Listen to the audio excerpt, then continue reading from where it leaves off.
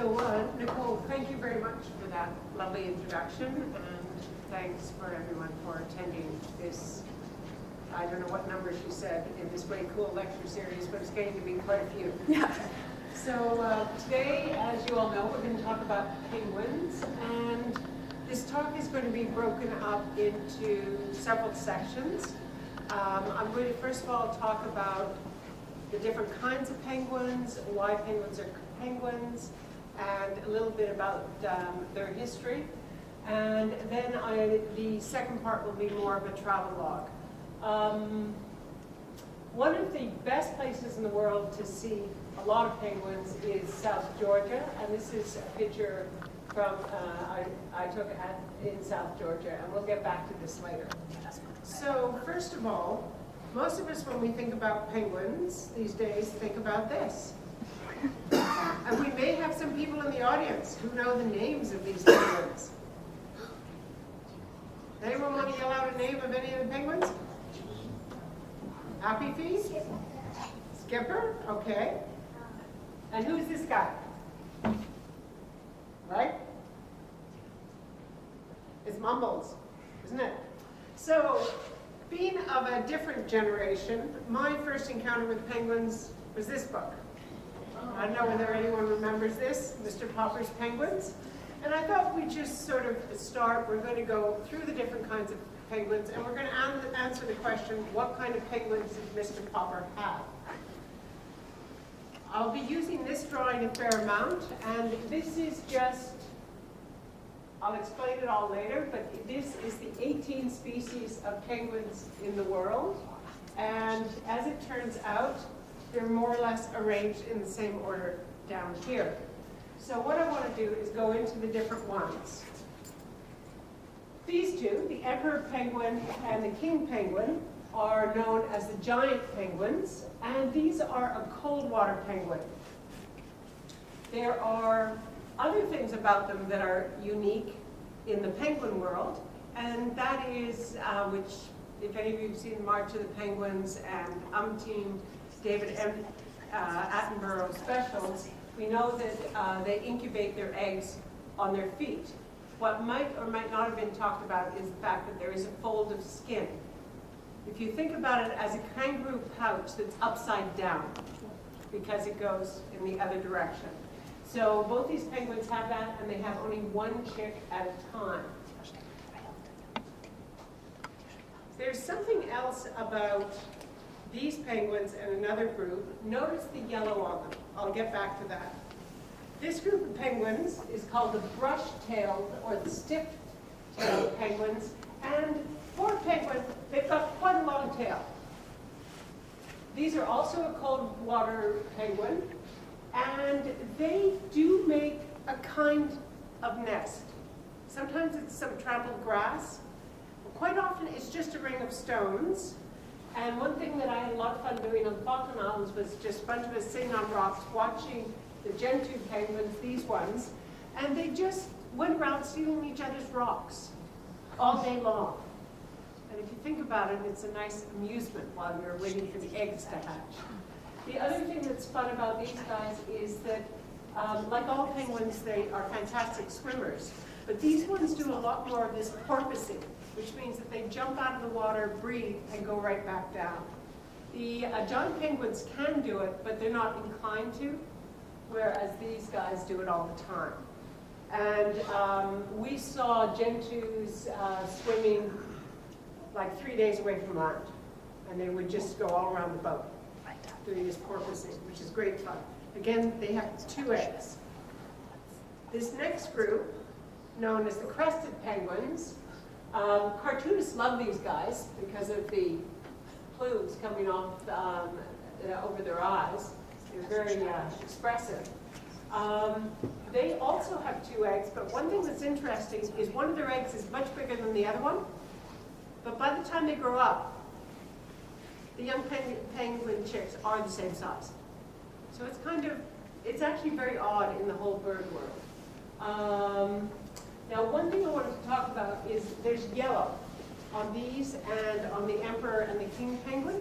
We actually don't know what pigment that is. The yellow that's found on most birds is from, it's a carotenoid, which means it's from carrots, the word carrot. And it's basically a chemical that the birds get in their food and then is metabolized and put into feathers. But that's not true for penguins. We don't know why they have yellow feathers in terms of what pigment it is. People have tried to isolate the chemical, the crystals, and so far they've failed. Now these are the tuxedo or the banded penguins. Notice that we've gone into the warm water penguins. I don't have a vocalization today, but these ones really do sound like donkeys. They basically go, and I know that at Stanley Park there are the African black-footed penguins. That is just politically correct. Their official name, according to the taxonomy we use here at the Museum of Clements, is still jackass penguins. But somehow the aquarium did not want to have big banners and jackasses have arrived or whatever. So they're often called black-footed or African penguins, anything to avoid the jackass. They also lay eggs, and but this time they're in burrows. So that's a long way from incubating an egg on your feet. And these are, as I mentioned, they're warm water penguins. This is a picture from Chile, from the Anaconda Desert. And you can see the penguin is in the burrow right here. This is Humboldt penguin. And it's definitely warm out. The smallest of the penguins, the little blue, the fairy penguin, the white flippered penguin, they have a totally different lifestyle. It's this little guy. They weigh 1 or 2 pounds. That means any hawk or eagle or owl that goes by can pick these up and have a very nice meal. So they also live underground in burrows. And in the morning they have to, when it's still dark, early morning, they have to make a choice. They either spend the whole day in the ocean or they spend the whole day underground. But they never wander around on land during the day because they get eaten. So that's an interesting lifestyle. Obviously when they have eggs and they have chicks, one of them will spend it in the burrow with the chicks, but when they're not actually having a family, they will spend it out at sea. But they have to really worry about predation. So we're back to our question. What kind of penguins did Mr. Hopper have? Well, the original cover, and I don't know if you noticed in the first picture, the book sold, the hardcover book sold for 45 cents when it came out. I think it was 1943, but I may have that mixed up. They were Adelie penguins, and when the movie came out, it's still a stiff-tailed or brush-tailed penguin, but it magically turned into gentoos. And I think it's gentoos live. There's a lot more of them in zoos and other things, so they probably just found them an easier species to work with. I'm not going to go through, like Mumbles is a baby emperor penguin, which means he's a baby one of these. And Ramon, which was the Rob William, what's William's first name? Robin. Robin. It is Robin Williams. His was one of these, a Marconi. Ramon was a Marconi. It looks most like a Marconi penguin. So let's go back and look at where do penguins kind of come from. Now, when did the dinosaurs go extinct in terms of millions of years ago? Anyone have a guess on the number? 65. Very good. Okay, that's when the meteor hit. So the first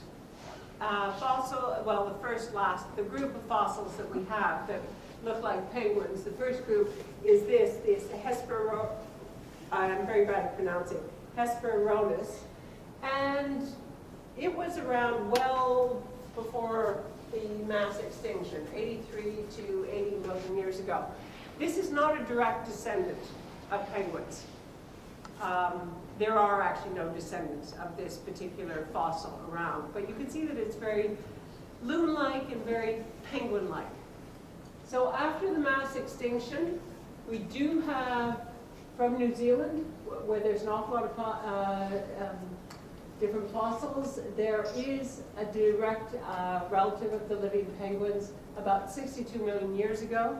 So that tells us that the ancestors of penguins were walking around or swimming around with the dinosaurs.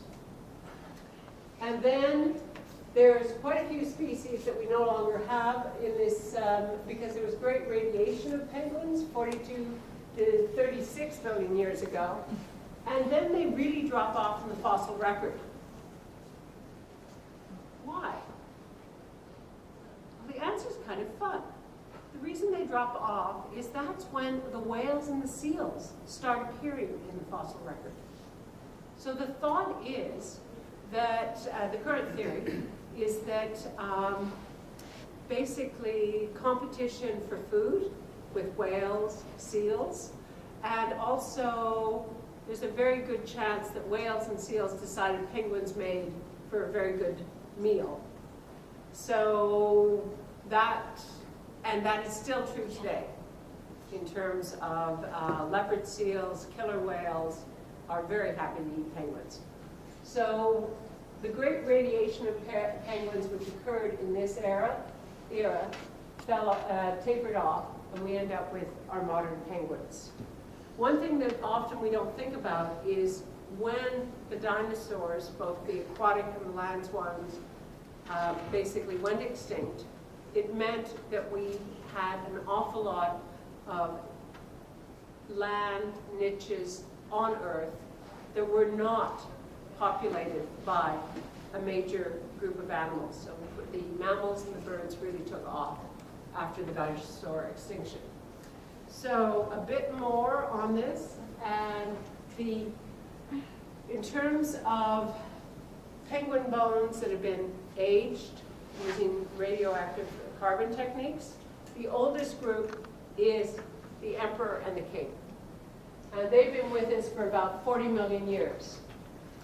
And then there was a divergence, and the next group has been with us. This is the brush-tailed penguins, have been with us for about 19 million years. And then we have one penguin that is sort of all by itself, and that's yellow-eyed penguin, 15 million years. And then all these ones, the crested penguins, are about 8 million years old. And then we get the last groups, which haven't been around very long at all. So if you think about it, the tuxedo penguins have been around as long as the polar bears. So why? Well, let's go back to what the world looked like at the time of the dinosaur extinction. So the Antarctic was moving down to the South Pole. It hadn't gotten there yet. The meteorite landed about here, and you can see that everything's moving around. So in terms of the modern penguins, they seem to have evolved in this area. And as you can see, the homes of the ones that were nesting here, because one thing about penguins is they go back and have their children where they were born. They're incredibly faithful to their breeding areas. So the ones that were on South America, as South America moved up and hit North America about 15 million years ago, they naturally moved up towards the equator, which is why we now have penguins near the equator. The ones that were on the Antarctic, which at that time was forested and didn't have ice on it, like we know it today, it was definitely a temperate, country. They evolved for a land of basically ice. So we're switching topics. So why is a penguin, and why is it so different from other birds? Okay. Right.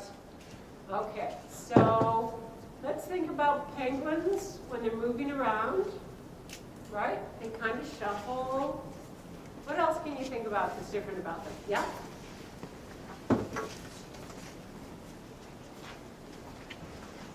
Okay. Anyone else? Yes, you have another one? You're right. They don't make nests in the trees. The one thing that you may not have thought of is penguins can't fold their wings. They basically, we're used to the modeling, but we don't think about it. Most birds, when they're not flying with their wings, they basically put them behind, then they bend their elbows, and then they tuck their wings in. Penguins can't do that. Their wings are always like that. And it turns out that there's a lot of other things about the wing of the penguin, or the flipper as we call it, that is very, very different from other birds.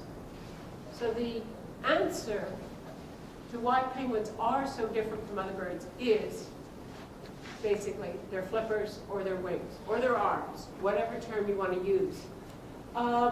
They have their feet way back on their bodies, which helps in swimming. But that's not unusual. So here's actually a slide, and you don't have to read it all. The other thing, I'm going to actually take this off because it's easier to demo. So sorry about that. So, so what happens is, when I was talking before about the flippers not folding, so basically they can't fold their arms, and normally what happens, this joint here is called the humerus, and then our next joint has two bones in it. If you feel your own arm, you'll feel the two bones. It's the radius and the humerus. And then we have our hands, which in birds are called the manus joint. And what I was doing before is I was saying, okay, a normal bird, when it stops flying or it's on the ground, you basically get the arms out of the way. They sort of put their arms back, then they fold them, and then they tuck them in. And the penguins, as part of making the bones stiffer so that they can fly through the water better, their bones have gotten flattened. And this bone here has a slight curve to it. And it's also deep inside the body. Now, most birds have 3 fingers, and by looking at the embryology of ostriches, we know that it's these 2 that have disappeared. So they basically have the 2nd, 3rd, and 4th finger. In penguins, they only have 2. They've also lost a lot of bones, so that all of this has become extremely stiff.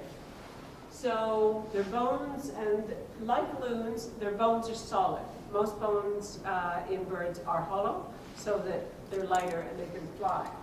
The other thing that they have that no other group of bird has is heat exchangers. And the bigger the penguin and the colder where they live, the more of those that they have. One thing that I want to say that they do have, that they share with other birds in the world is penguins have a very odd tongue. You can think of this as the tongue of the penguin. They have cartilaginous looking spikes that come through the tongue and curve backwards. So that means when they're swallowing the fish, it helps them go, grip the fish. Flamingos have it too. So for a long time, people thought that flamingos and penguins were related. And the other thing is only one penguin, they produce milk. It's called crop milk. It's made in the upper stomach. And the other birds that do that are flamingos and pigeons. I'm not going to go into the heat exchange, but that's there. So I love the drawings that are Katrina Van Gogh in this book. So I love this because the penguin looks like he's looking at himself. And if we look at the arm here, you can see that there are very few finger bones, only 3. We have a lot more. And then this is the ulna and the radius and the humerus, but they have very thick, broad arm bones. The other thing that is unique about penguins is they have more feathers per square inch in their flippers than any other bird. And I do invite you to come up and really look at the flippers.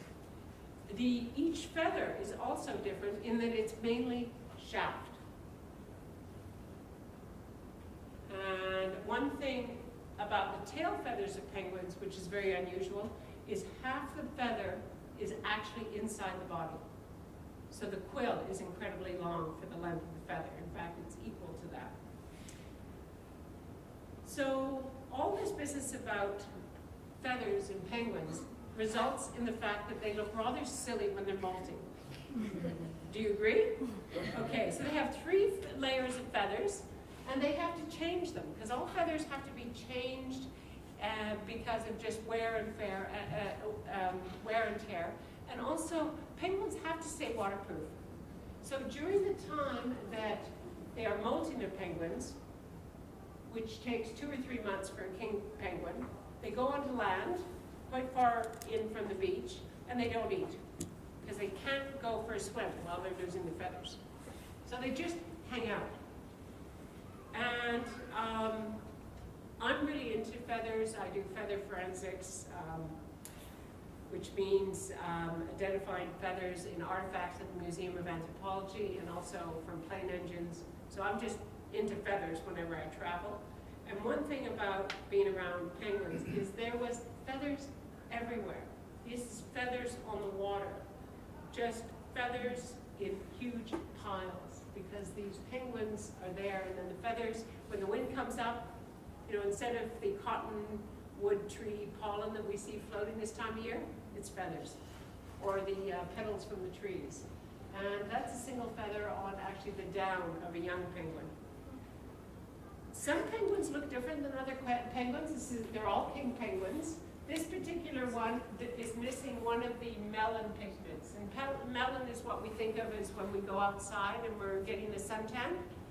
And in this particular one, he has the brown melon common in birds, the phasio melon, but he's missing the U melon, which would make him brown. And there was only, I probably saw 1 million, 1.5 million king penguins. There's only one. And he was probably the most photographed penguin in the group. So I'm getting towards the travelogue section. Yeah, you have a question? I'm curious, this penguin, yes. All of you appear different. Yes. So my first question is, do they see color? Do they perceive color? And if so, was that penguin treated differently maybe, or did he just blend in with it? He didn't appear to be treated differently. And penguins see, all birds see color better than we do, because they have 4 kinds of cones in the eyes instead of 3. And I have not read anywhere that penguins are an exception to the basic model that is found in birds, fish, and amphibians, which is 4 kinds of color cones. Mammals are very different. Basically, the more evolved apes have 3 color cones, and there's a lot of species like dogs that only see in 2 colors. But penguins see in 4. So I'm sure they all know he's brown. But it doesn't seem to matter. And I have a feeling it's so recessive gene that it's, but you know, this is how we get new species. We have these random mutations. So here I wanted to have some fun. I looked up all the different words for groups of penguins. So in the water, I only found one, and I really like it. It's a raft of penguins. And that is kind of what they look like when they're in large groups. Now for on land, I found 3. Parade, waddle, or a committee. So I thought I'd share with you my experience on South Georgia, and then get you to vote for which one of those 3 names you like the best. Okay? And I'm also going to see, just for fun, pick one now and see whether or not my presentation changes your mind, which might be fun. So where is South Georgia? When I told people I was going to South Georgia, some people thought I was going to the southern United States. No? Okay. I even got asked by one person, I didn't know Georgia had split like the Carolinas. And I went, no, I'm not going to the States. So if you remember our other drawing, which had what the world looked like at the time of the dinosaur extinction, what has happened is South America has drifted upwards, but on connecting sort of the Antarctic Peninsula. This is actually Graham Island here. There is sort of a ridge, an underwater ridge, and at various points it's above sea level and it's islands. The largest of which, below the Antarctic convergence, is South Georgia. And this is the Falkland Islands here. So South Georgia is, it's a very desolate place. So it's technically owned by the British. 5 people live there, 2 people in the museum, 2 people at the research station, and the post office. Okay, and apparently it's the post office that maintains the sovereignty. So we were all very good when we landed there. We went to the post office, bought some stamps, and mailed postcards to people. So, and it's so desolate that during the war for the Falklands, the Argentinians landed 30 people on South Georgia. The Argentinians looked around, walked to the post office, and surrendered. Because, you know, they were basically landed with their packs, and there's no food, no shelter, nothing. So when you go to South Georgia, you have to bring your own hotel, which means you go in a ship. I went into one called the Ushuaia. It was an old NOAA U.S. NOAA research ship, and for a boat going down there, it was quite small. I only had 71 new friends, as opposed to 300 or 500. And this is St. Andrews Bay. And what I want you to notice, yes, you can see the boat out there, and you can see the people coming across the mud there. Do you see them there? Okay. And then we have 2 colors here. This is all the baby penguins. And their nickname is Oakham Boys. I'm not too sure why. It has something to do with brown jumpsuits. And you know, here's an Oakham boy as well, a baby penguin. And the adults are the white and the black. Also notice is there's irregular things that look like rocks along the beach. So we're very excited. I chose to take this trip to go to South Georgia and to stay there for 10 days and not go to the Antarctic Peninsula because I heard how wonderful it was. And if the weather's bad, when your boat is sailing by South Georgia, you could end up never landing. And normally when you're going to the Antarctic, you have 1 day when you might land here. We had 10 days. So very excited about the first landing. So there we are with the Zodiac getting off on the beach. And there's some rather large, oh, and there's a penguin. We're excited. We've been passing penguins swimming as we get in. But there's these rather large objects on the beach. Okay, so they are very large objects. They're the southern elephant seal. And this is as big as a seal gets. So that's basically 1 ton bigger than an Asian elephant. They're huge. So we're sort of going, okay, everyone has done this before. The penguins are ignoring the southern elephant seals. Now, one thing I'll say about southern elephant seals, they're not all that size, just the big males. The females are about 1/3 smaller, and of course there's young males that haven't grown that size yet. But basically the king penguins are ignoring them. The gentoos don't seem to care. And that lump in the water is another one. Okay? But now it's our turn to go through the penguins, the seals. Now it's our turn to go through the southern elephant seals. And I will say that the humans gathered in a little hut and said, really? But we did. And it turns out that they're very gentle giants. But they are awesome. And they looked at us, and we looked at them. And when you look at this guy, this is an older male, probably. He wasn't trying to get his territory on the beach. And these are all scars from fights he's been in. And we did see them fighting, and the nickname for southern elephant seals fighting is called bulldozer jousting. And that's what it looks like. 4,000 pounds against 4,000 pounds. So we climbed up the hill, and it was awesome. So at St. Andrews Bay, no one actually knows how many penguins there are there. It's 500,000 plus. And I'm going to show you a little movie. Let's see if I can find the little toggle about what it was like.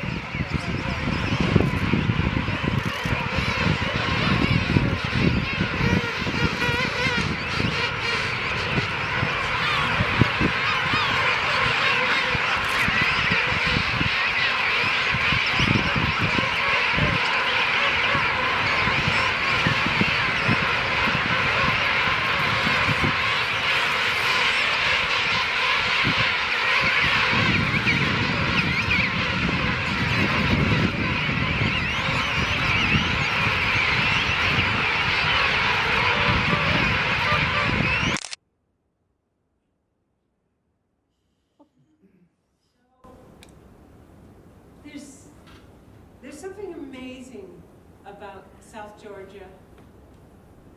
It's got the greatest tonnage of wildlife per square meter of any place on earth. You go to the Amazon and you have diversity. You go to South Georgia, you don't have many species, but you got a lot of it. And the other thing about seeing that many of one species, it'd be the same if you went up to Alaska or northern Canada and watched the caribou go by for a week, or you go to some of the caves near Austin, Texas, and watch 6 million bats leave one spot in 1 hour, or you went to the Serengeti and watched the wildebeest go by for days. Just seeing mass concentration of 1 or 2 species doing their thing. It's really, really awesome. When we started on the journey on the boat, there was the usual, hi everybody, we're gonna have a lovely time. And then they asked, how many people are going to be going across the Antarctic convergence for the first time? And only a few hands went up. And then they said, second time, a few more hands went up. Third time, over half. And some people, it was their 5th trip to South Georgia. In that it can, and I totally understand the addiction. And the place is stunning. And I am going to play that movie one more time. This time when you see it, look for the glacier. Occasionally it would interrupt the cacophony of the penguins, and just by the sheer roar of the ice coming down. And there was so much going on. The whitebirds flying by, or sheathbills, but there was just so much going on. And if you think about this noise, we were out there for like 4 hours, and that's the noise that it was like for 4 hours. And when we got back to the ship for dinner, it was, my God, it's quiet, because it's incredible noise. So I would like to play this again, and this time, if you can look for more details in what you're seeing. Whoops. I apologize for that. And we'll start.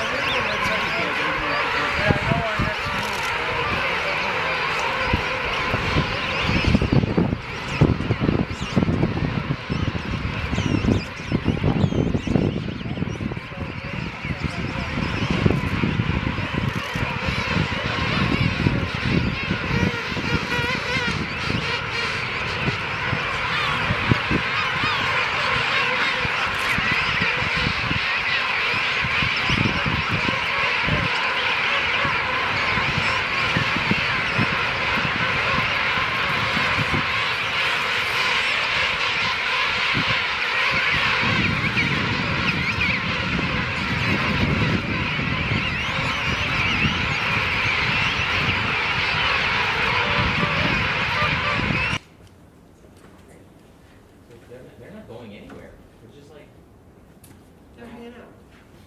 They're there. Yes. And they, And you could walk up and pick one up. And they walk up to you. So, sometimes I had a stool that I brought, and I had a telescope. And one of the reasons I had the stool and telescope is because there is a fair amount of wind, and the tripod makes the telescope vibrate, so you want it really close to the ground. And the penguins would basically come up and pick your jackets and your pants. And if you wanted to pet them, which was not allowed, you could. And you could pick them up if you wanted, but again, it's not allowed. Now, the other thing that happened is before we left the big boat to go to the Zodiac, our boots had to go into a disinfectant. And we also did the disinfectant treatment when we got back onto the Ushuaia. And the reason is we're trying to make sure that we don't bring any microbes and other things there. But yeah, they're tame. They have no reason to be scared of humans. They're not scared of elephant seals, so, right? So they're not scared of us. So yeah, it's quite amazing. And the next, when we were returning to the boat to go to dinner, the elephant seals were no problem at all. We got used to it, but we were still weaving in and out of them. So I asked you this question, and I thought what would be fun is I'll just say 1, 2, 3. You guys shout it out loud, and just shout out whichever word you think is right. Parade, waddle, or committee. So 1, 2, 3. Committee. Got it. Okay, I think committee won. Okay, and I was really surprised when I saw the word committee, and I think it's perfect. So, so that was my very first experience with penguins, and then the next day we went to Salisbury Plains, also in South Georgia, and we did it again. Just another 500,000 penguins, king penguins. And we also went to some other places. Peon Island is a little island off South Georgia. And the Gentoos were getting ready. We saw 1 or 2 eggs, no chicks. And you can see he's very proud, he or she, because you can't tell which, on the nest. Because these particular, in the Gentoos and the Falklands had stone nests for these guys. And they were totally adorable and cuddly, getting ready to have a family. And the other reason to go to Peon Island is that there are a lot of wandering albatross nests there. And one thing I didn't put in this presentation, because it is a penguin presentation, is there's also a runway for wandering albatrosses. And they don't know how to land. So it's more of a, anyway, they have a place where they run like mad, then they jump off the cliff, and they use the same thing to land on, and it's really beaten down dirt road because they've destroyed all the grass and these maneuvers. He was about, this wandering albatross is about a year old, and he won't fly till he's about, for another 4 months or so. And he was exercising his wings. We also went to Cooper Bay, and in Cooper Bay, we finally were in snow and penguins, which is kind of how you think penguins should be. And to respect the penguins and etc., we made our own trail up the hill, and the penguins had theirs, and that lasted for a while, till the penguins decided they liked our trail better, and then they took it over.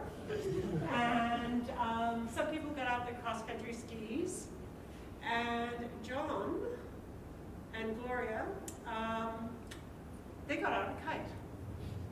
And I'm taking this picture, and it's John's thing. He goes all over the world, and when he's kind of peopled out, he gets out his kite and he flies it. And we actually had a heck of a good time flying the kite.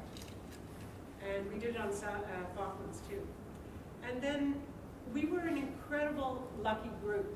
The reason we went to South Georgia for 10 days was to make sure that we got 6 good landings. We had 10, so we actually ended up back at St. Andrews Bay. We also went all the way around the island, only the second time in the history of this tour group company that the weather's been good enough for that.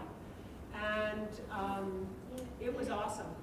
And the second time we were at St. Andrews Bay, people knew of my interests in birds and in morphology. And when I got back to the Zodiac to get back on, I discovered they got me a present. So this is a very large piece of seaweed, and it is the flipper of a penguin showing the bones. Anyway, it's still on the beach there. But I thought it was, the way this is unwrapped. They actually had great fun making a bow on it. It was good fun. So then we went back across the Antarctic convergence, and we went to 4 different islands in the Falklands. And Sea Lion Island was great fun, and it was full of gentoo. You can see us coming and going on the beach. Okay? And there's a whole bunch of gentoos on both sides of this little pathway. And I'm going to play it twice, and the reason I'm playing it twice is because it's only, sorry, I'm having operator error, is we actually had bag bunches when we were there for 7 hours. And there was a penguin going through that pass for 7 hours. Sometimes it would go the other way, but there was activity from the ones near the beach and the ones over here, and then you can see that the paparazzi is out. And we had significant cameras on this trip, and they were taking pictures of the penguins jumping out of the waves and into the waves. And they were getting really fussy. You know, I want 3 penguins in this shot, 1 in this one. And we also had slideshow every second night, and people could never contribute more than 3 pictures for it. And amazing pictures of the flipper with little, you know, like a 360 degree of droplets coming. Oh, it was awesome. But those photographers stayed there, ate their lunches for the entire time we were there. And they had a wonderful time.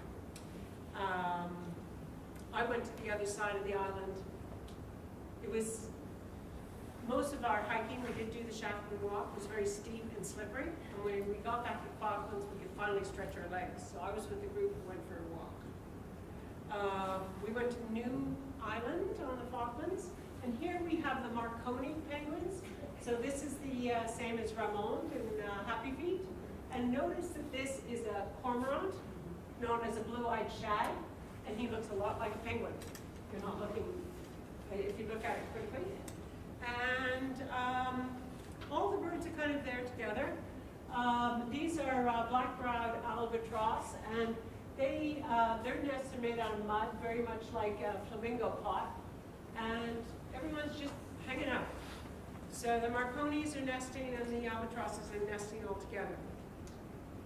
Now, my very, very first lifer penguin was at night in Cape Town. And we were going to a bed and breakfast in Simonstown.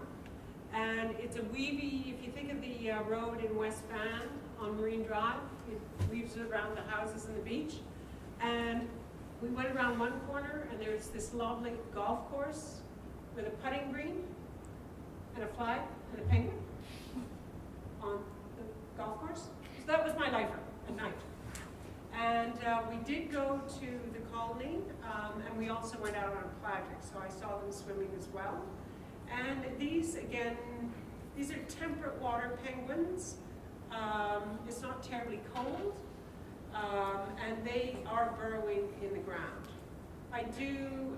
It's significantly quieter. I'll only play this one once, if I can find the movie. Where's the movie? There's a movie here somewhere. And there's 2 of them. And they're hopping around.